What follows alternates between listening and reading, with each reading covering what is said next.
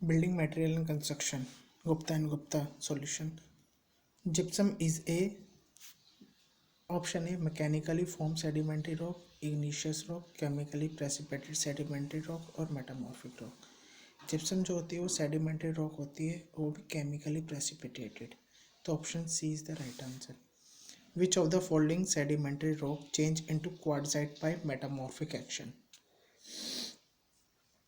कौन सी sedimentary rock है जो क्वार्टजाइट में चेंज हो जाती है. मेटामॉर्फिक रॉक होती है ना क्वार्टजाइट, तो कौन सी रॉक है जो चेंज होती है.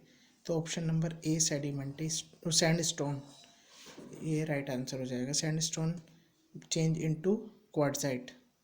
और लाइमस्टोन भी एक सेडिमेंट्री रॉक है जो चेंज हो जाती है मार्बल में. शेल जो है ये एक शेल जो है वो सेडिमेंट्री रॉक ही है और जो चेंज हो जाती है स्लेट में. मेटामॉर्फिक रॉक बन जाती है slate. Question number 3. Which of the following represent a metamorphic rock. कौन सी रॉक है जो मेटामॉर्फिक है. Slate, shell, quartzite. क्वार्टजाइट तो अभी पढ़ी है तो ऑप्शन नंबर 3 तो हो गई. अब स्लेट और शेल में, शेल भी जो है वो एक, मैं अभी बताया था ना, शेल जो है वो metamorphic,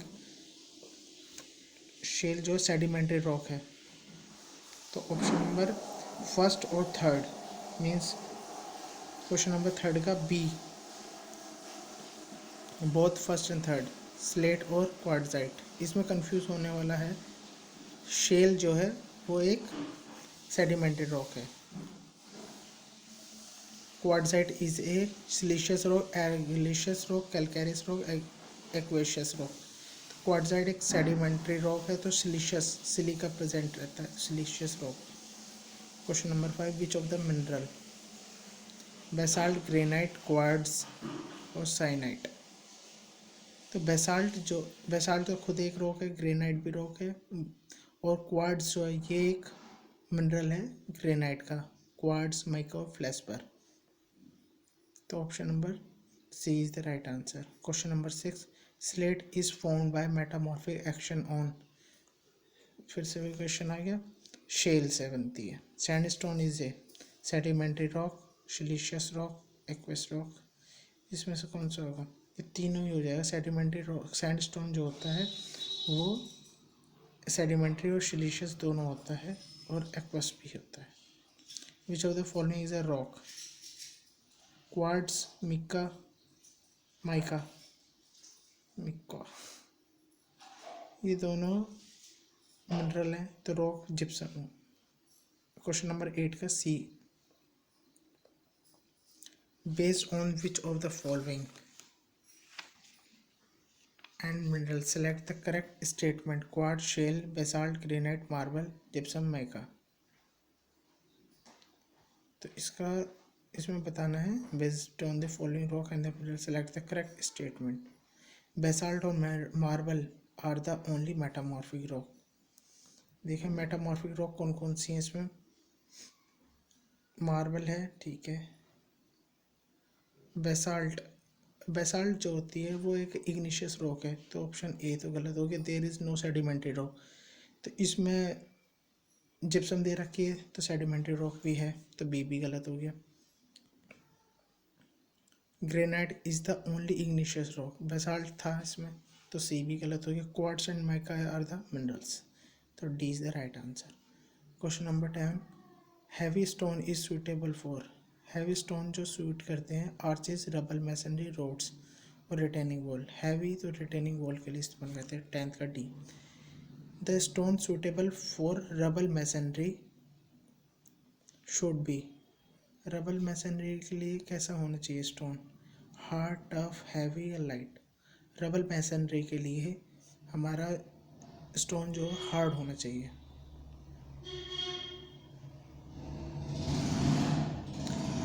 Question number 12. Which of the following metamorphic rock has the most weathering resistant characteristic. Most weathering resisting characteristic होते क्वार्टजाइट की.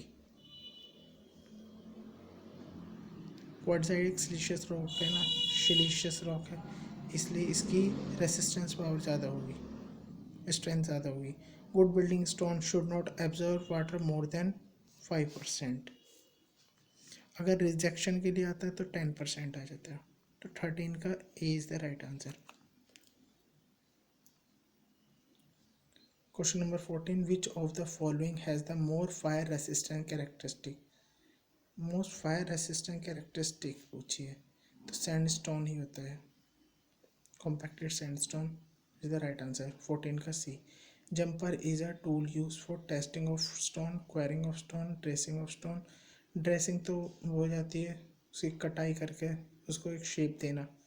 क्वेरिंग मतलब खोदने के लिए जंपर का इस्तेमाल किया जाता है। तो 15 का बी। 16 का question number 16, the important test to be conducted on a stone use in a dock and harbour.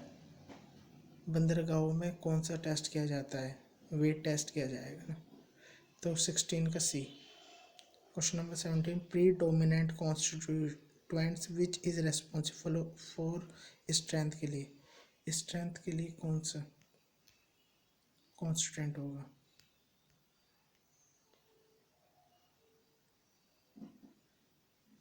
Quartz. Strength के लिए जो ग्रेनाइट में ये मिनरल तीनों ही मिनरल क्वार्ट्ज के होते, ग्रेनाइट के होते हैं, पर स्ट्रेंथ के लिए जो जिम्मेदार होता है वो क्वार्ट्ज होता है। तो 17 का A is the right answer. Granite is not suitable for ordinary building purpose because. Ordinary purpose के लिए इसलिए इस्तेमाल नहीं करते इसको क्योंकि ये महंगा ज़्यादा होता है। किचन वगैरह में इस्तेमाल करते हैं सिर्फ। तो granite is not suitable for ordinary building purpose because it is costly. तो 18 का C.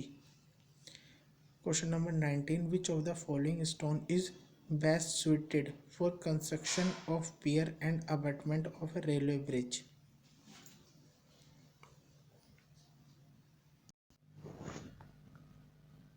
Question number 19, which of the following stone is best suited for construction and pier and abutment of a railway bridge? Granite की ज़्यादा strength होती है इसलिए उसका इस्तेमाल ज़्यादा करते हैं पियर्स वगैरह के लिए, अबटमेंट बनाने के लिए।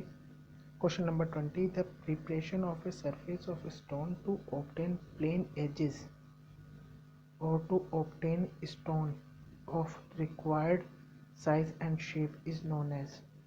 शेप और साइज बनाने के लिए स्टोन की उसको ड्रेसिंग ही बोलते हैं। तो 20 का D is the right answer.